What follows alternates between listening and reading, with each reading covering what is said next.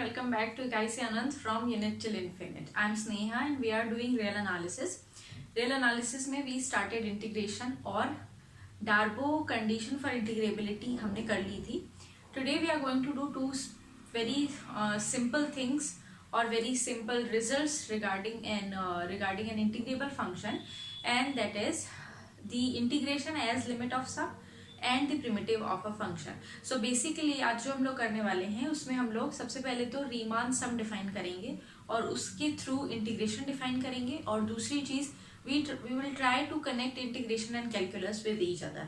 So without any further ado, let's just start the video. The first thing is Riemann sum. हम define करेंगे Riemann sum क्या होता है, and then we try to relate the Riemann sum with the integration of a function, right. अगर आपको वहाँ याद है अपर सम और लोअर सम जब हमने डिफाइन किया था अकॉर्डिंग टू डार्बो, वहाँ पर हमने क्या किया था, given the interval we just the very first part या the very first step was to choose a partition of the given interval. ठीक है, तो यहाँ पर भी मुझे क्या करना है, suppose I am given with a closed interval on closed interval A B. तो सबसे पहले मैंने एक पार्टीशन कंसिडर कर लिया. ठीक है, partition P as x1 x2 x3 and so on xn which is equal to b. ठीक है, ये पार्टीशन कंसिडर कर लिया. इस पार्टीशन के अंदर कोई अगर मैं rth सब इंटरवल ढूंढूंगी तो क्या होगा, xr प्लस 1, और you can write xr minus 1 xr. ठीक है, so for suppose I am taking the subinterval xr minus 1 xr, right. For this I have to choose a point. Let pi belongs to this interval which is xr minus 1 xr closed interval, right. एक pi हमने consider कर लिया, and then we define the Riemann sum sp of f as the sum of function का value at ti into delta xi, right, for I varying from 1 to n और 0 to n, कुछ भी आप consider करो. सो ये होता है Riemann sum. इसको डिफाइन करते हैं हम रीमान सम की तरफ. बिल्कुल वही है जैसे अपर सम और लोअर सम डिफाइन किया था. जब अपर सम डिफाइन करते थे तो यहाँ क्या लिखते थे हम, supremum of the function on this interval, जो भी हमारा इंटरवल सब इंटरवल था वहाँ पर. जब हम लोअर सम डिफाइन करते थे तो यहाँ लिखते थे infimum of the function multiplied by the length of the subinterval. But Riemann sum में we just have to choose an arbitrary point ti from the subinterval, है ना. यहाँ पर जितने भी subintervals बनेंगे उनमें से एक एक ti मुझे choose करते चले जाना है, and I have to check the value of the function at that ti. उसको मुझे multiply करना है by the distance or by the length of the subinterval, and then I have to consider the sum. इस sum को कहते हैं Riemann sum, right. Now इसको Riemann sum को if I have to connect Riemann sum with integrability तो क्या चीज हो जाएगी, दे से दैट इफ नॉन p अप्रोचेस टू 0 और as I should write as नॉन p approaches to 0, so this is Riemann sum of the function f over the partition p of a b. ठीक है, so ऐसे लिख सकते हैं, this is the Riemann सम किसी एक पार्टीशन के लिए. सो ये जो सम है ये वेरिएबल है कहाँ पर, पार्टीशन के लिए. Now as the norm of the partition is approaching to 0, if this limit n approaches to infinity, or I can say norm p approaches to 0 of SPF, if this exists, then we say that f is Riemann integrable over the interval closed interval a b. तो अगर इस सम का limit exist करता है ना, ये सम अब देखो आप फंक्शन की तो कुछ वैल्यू मुझे मिल जाएगी टी के ऊपर. ठीक है, ये एक्स आई जो भी वो होगा, जैसे मैंने T I 1/n suppose consider किया हुआ है. ठीक है, कोई पॉइंट है 1/n या i/n, उस पर फंक्शन की वैल्यू निकाली. मतलब एक तरह से अगर इस सम को कंसिडर करोगे आप तो n का कुछ फंक्शन बचेगा हमारे पास पूरा सम, क्योंकि ये i फ्रॉम 1 to n है तो n का कोई फंक्शन बचेगा. Now as n approaches to infinity, if this limit exist then we say that my function is integrable. और ये जो लिमिट आती है ना, यही एक्चुअली में जो भी फंक्शन का इंटीग्रल होता है, हाँ इंटीग्रल होता है, वो आ जाता है मेरा लिमिट ऑफ दिस, तो इसीलिए इस चीज को हम कहते हैं integral as the limit of sum. So this is nothing but limit of a sum and I have to check. इसके लिए मुझे क्या करना है, सबसे पहली चीज I have to consider a partition of my given interval. Second thing, from every sub-interval of the partition I have to choose a point, namely ti. Third thing, I have to make the sum, or I have to I have to calculate this sum as pf as summation f of ti into delta xi, where delta xi is the difference or is the length of the sub-interval जो हमने ith sub-interval consider किया हुआ है.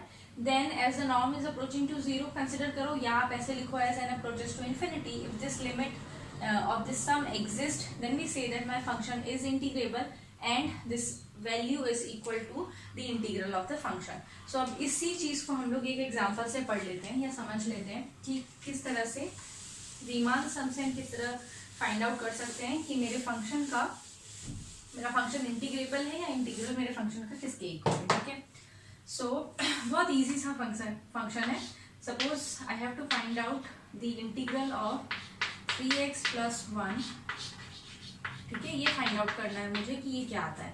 अब आपको generally मालूम है इसका इंटीग्रल क्या आएगा. This is 3x² upon 2 + x from 1 to 2. आप फाइंड आउट कर सकते हो, but just to give you an fair idea कि हम रीमान सम के को यूज करके किस तरह से निकाल सकते हैं. So my given interval A B is closed interval 1 to 2, क्योंकि यही लिमिट है मेरी. तो मैंने एक पार्टीशन कंसिडर कर लिया है. ठीक है, पार्टीशन कैसा है, फर्स्ट पॉइंट है 1. ठीक है, देन एक्चुअली ये पार्टीशन देखो मैंने लास्ट टाइम आपको नहीं बताया था. ये पार्टीशन मैंने कैसे, अगर मेरे पास यहाँ लिख देती हूँ, अगर मेरे पास इंटरवल है a to b और मुझे n पॉइंट्स का पार्टीशन चाहिए ना, तो मेरे पॉइंट्स कैसे लिखूंगी मैं, a + b -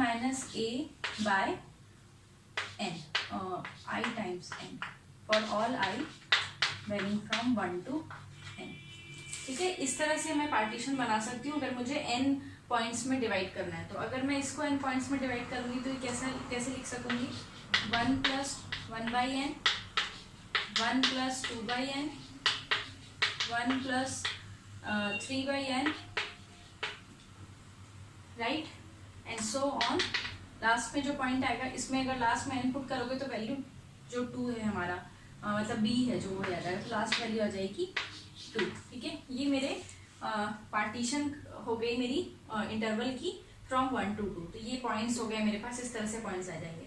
तो कोई भी पर्टिकुलरली ith पॉइंट कैसा दिखेगा, या अगर मैं ये कंसिडर करूँ xr - 1 xr इंटरवल कंसिडर करूँ, तो ये इंटरवल कैसा दिखेगा, 1 + r - 1/n, 1 + r/n, राइट. ये कुछ इस तरह से दिखेगा. अब इसमें मुझे एक पॉइंट कंसिडर करना है. सपोज जो ti मैं कंसिडर कर रही थी कि मुझे ti कंसिडर करना है, वहाँ मैंने i लिखा है, तो मैं यहाँ पर भी i ही कर देती हूँ इसको. ठीक है, i, तो आपको कंफ्यूजन नहीं रहेगा. This is i. So I am choosing ti. मुझे ti कहाँ से चूज करना है, इस क्लोज इंटरवल से. So I am choosing ti as xi only, that is 1 + i/n, right. So ये मैंने 2 काम कर लिए. एक तो पार्टीशन बना लिया. पार्टीशन हमेशा याद रखो, अगर आपको n पॉइंट्स का पार्टीशन चाहिए तो मैं इस तरह से बना सकती हूँ partition, i varying from 1 to, अच्छा i को 0 से भी वेरी करवाओगे तो कोई आफत नहीं आएगी, सेम चीज रहेगी. और दूसरा काम मैंने क्या किया, मैंने सबसे पहले तो देख लिया मैंने ith सब इंटरवल कैसा दिखेगा, वो ऐसा दिखेगा. और फिर मैंने एक चूज कर लिया ti इस सब इंटरवल से. बेसिकली मैंने इसका एंड पॉइंट, राइट साइड वाला एंड पॉइंट ही चूज कर लिया as ti. Now what is my function at ti. ये फंक्शन है मेरा 3x + 1. So this is 3 × 1 + i/n + 1, right. ये मेरा फंक्शन की वैल्यू कुछ इस तरह से आ गई. बस सब काम हो गया मेरा. अब मुझे क्या करना है, इसको मल्टीप्लाई करना है with delta xi. Now what is delta xi, यहाँ से अगर आपको पता चल जाए तो delta xi is nothing but 1/n, क्योंकि ये 1/n हमने जो डिफरेंस लिया हुआ है वो 1/n ही आएगा. तो अब मुझे मेरे पास सारी चीजें आ गई है. मुझे बस इसको क्या करना है, ft को मल्टीप्लाई करना है 1/n से. Then I have to take this sum over i from 1 to n, right. तो वो कर लेते हैं. लास्ट चीज जो है हमारी, पार्टीशन कर लिया, ith सब इंटरवल ढूंढ लिया, फंक्शन की वैल्यू भी लिख ली ti पर, एक ti चूज करके. सो लास्टली ये s of the sum, the Riemann sum is summation this value 1 plus I by n plus 1 and delta xi which is 1 by n. तो इसको and the sum is running over I from 1 to n. So इसी को अगर मैं थोड़ा अच्छे से लिखूँ तो this is 3 plus 1 4 and this becomes 3I by n multiplied by 1 by n, I varying from 1 to n, right?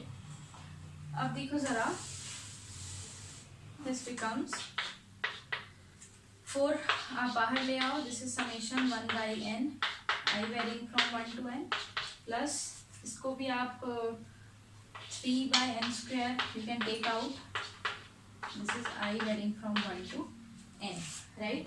So ये जो चीज़ होगी 1 by n, this sum I varying from 1 to n, this is 1 only, ठीक है? तो ये क्या आ जाएगा, this becomes 4 plus this is 3 by n square, sum of first n terms, ये कुछ इस तरह से आ जाएगा. So this is 3 by n square, sum of first n terms is n into n plus 1 by 2, right? So this is 4 plus, अब ये n square मैं cancel कर सकती हूँ, यहाँ से n square कॉमन लेकर के. So this is 3 by 2 into 1 plus 1 by n, कुछ ऐसा आ जाएगा, राइट? नाउ ये तो हो गया, मेरा सम निकल के आ गया. अब मुझे क्या करना है, इसका इंटीग्रल फाइंड आउट करना है, यानी इसका लिमिट मुझे ढूंढना है as the norm of p approaches to 0 और in other words as n approaches to infinity. So now as n approaches to infinity 1 upon n will become 0 and you are left with 4 plus 3 by 2. So this sum or the integral मैं direct लिख देती हूँ, the integral will become 11 by 2, right?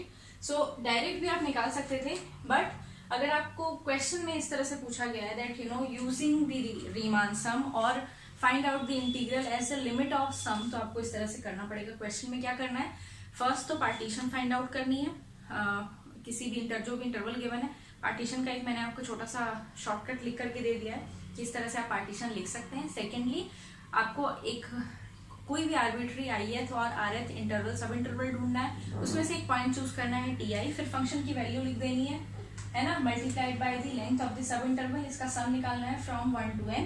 ये सम निकालने के बाद you have to find out the limit as n is approaching to infinity and you will get the answer. So ये हो गया integral as the limit of sum. अब हम लोग क्या करेंगे, we just have to connect the integration of a function with its differentiation, ठीक है, या not its differentiation but हम कैसे इंटीग्रेट और डिफरेंशिएशन और इंटीग्रेशन को कनेक्ट कर सकते हैं. सो इसके लिए हम लोग डिफाइन करते हैं. सबसे पहले तो एक चीज देख लो, if my function f is bounded and integrable, so this is integrable, right, bounded and integrable on closed interval ab, then we can define, एक फंक्शन डिफाइन कर रहे हैं हम, capital fx, the integration of the function f to dt, the function f small f in the interval a to x, where what is x, x is something that is lying between a and b. ये एक तरह से हमने एक function define कर दिया है, ठीक है. just because my function the small f was bounded and integrable, I can integrate this small f from a to x. इसकी हेल्प से हमने कैपिटल fx डिफाइन किया है. now अब ये तो था, मुझे पता था my function is bounded and integrable. now if f is continuous, ठीक है, suppose f is continuous, या if continuous होता है तो क्या होगा, then कैपिटल f जो होगा ना वो डेरिवेबल बन जाएगा. Capital f is derivable and capital f का जो डेरिवेटिव होगा वो that is nothing but the small f function. तो ये जो सिस्टम हुआ या ये जो प्रॉपर्टी हुई, एक्स्ट्रा प्रॉपर्टी, कि अगर मेरा स्मॉल f कॉन्टिन्यूस होगा तो मेरा कैपिटल f डेरिवेबल होगा और उसका डेरिवेटिव स्मॉल f के इक्वल आएगा. इन दिस केस वी से, in this case capital f is known as the primitive of small f. ठीक है, तो ये थी प्रिमिटिव की definition. To be very honest, जब मैंने प्रिमिटिव की डेफिनेशन पढ़ी थी तो मुझे समझ में नहीं आई थी कुछ, मैं बहुत कंफ्यूज हो जाती थी कौन किसका प्रिमिटिव है। बट अभी आपको क्या ध्यान रखना है, if your function is bounded and integrable then you can define another function which is known as capital F. अभी हमने कैपिटल एफ लिखा है उसको, और वो डिफाइन कैसे किया हमने, इंटीग्रेट कर दिया फंक्शन को from A to X where X is some number और something, some variable line between A and B. तो ये जो फंक्शन आएगा निकल करके ये एक्स के फॉर्म में होगा, क्योंकि ए तो एक फिक्स चीज है, एक्स वेरिएबल है, तो एक फंक्शन बन गया मेरा एक्स का function. Now if the small F is continuous, ऐसा जरूरी तो नहीं है इंटीग्रेबल फंक्शन है तो कॉन्टिन्यूअस है ना, लेकिन हमने ये जरूर पढ़ा था कि कॉन्टिन्यूअस होगा फंक्शन तो इंटीग्रेबल होगा। By chance your small F is continuous also, उस केस में क्या होगा, ये जो कैपिटल एफ होगा ना ये डेरिवेबल होगा, और इसका जो डेरिवेटिव होगा that is nothing but small F. यहाँ से हम लोग कनेक्ट कर रहे हैं इंटीग्रेशन को डिफरेंशिएशन के साथ। इसीलिए इफ यू रिमेंबर जब हम 12th में पढ़ते थे, साइन का डेरिवेटिव होता था कॉस और कॉस का इंटीग्रेशन होता था साइन, वो कुछ नहीं था, वो प्रिमिटिव डिफाइन कर रहे थे। और इस केस में जो कैपिटल एफ होता है this is known as the primitive of small F, यानी एफ स्मॉल एफ को इंटीग्रेट करोगे तो कैपिटल एफ मिल रहा है, और कैपिटल एफ को डिराइव कर रहे हो तो आपको स्मॉल एफ मिल रहा है। तो ये होती है प्रिमिटिव की डेफिनेशन, ठीक है। अच्छा, इसी से रिलेटेड एक छोटी सी थ्योरम आ जाती है, ये आई होप आप समझ गए हो प्रिमिटिव किसे कहते हैं। This is how we connect integration and differentiation. मैं बार बार बोल रही हूँ, क्या होना चाहिए, मेरा स्मॉल एफ जो फंक्शन होना चाहिए वो बाउंडेड इंटीग्रेबल तो हो, साथ में कॉन्टिन्यूअस भी होना चाहिए, फिर हमारे पास एक फंक्शन जरूर मिलेगा। और ये जो फंक्शन हम डिफाइन कर रहे हैं ना, ये कहीं बाहर से नहीं आया था, रब कर दिया मैंने, बाहर से नहीं आया था, ये हमने खुद से डिफाइन किया था। तो with any function that is bounded, that is integrable, that is continuous on the closed interval ab, we must have a primitive. Primitive की existence guaranteed है if your function satisfies these three criteria, that is function is integrable, function is bounded and function is continuous. Very important, function is continuous on the closed interval ab, right? इसके बाद एक छोटी सी चीज है, वो जो चीज है वो ये है that if फंक्शन का प्रिमिटिव एग्जिस्ट करता है ना, suppose F capital F is the primitive,